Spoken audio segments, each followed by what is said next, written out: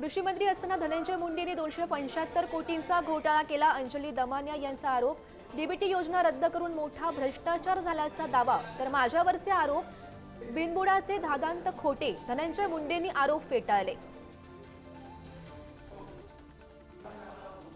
बीड डीपीडीसीत निधी वाटपात दुजाभाव प्रकरणाची अजित पवार यांनी लावली चौकशी. अंजली दमानिया यांच्याकडून घोषणेचं स्वागत.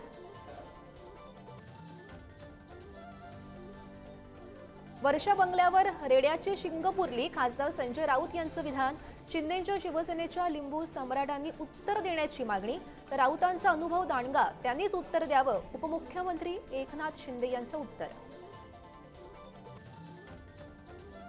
लाडकी बहीण योजनेच्या लाभार्थ्यांकडे चारचाकी असेल तर ठरणार अपात्र. आजपासून महिलांच्या घरोघरी जाऊन होणार पडताळणी.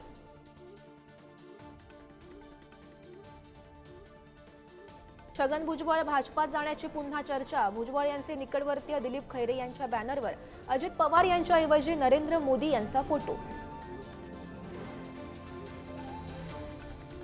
कोणतीही करवाढ नसणारा मुंबई महापालिकेचा अर्थसंकल्प सादर. मुदत ठेवी मोडून विकास कामं करणार असल्याची आयुक्तांची घोषणा.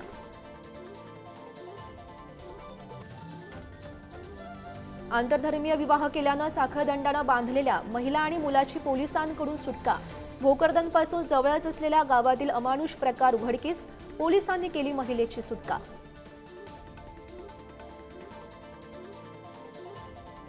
नाशकात माणुसकीला काळीमा फासणारी घटना. वडिलांच्या मित्राकडूनच 2 अल्पवयीन मुलींवर अत्याचार करण्याचा प्रयत्न. दारू पार्टीनंतरचा धक्कादायक प्रकार.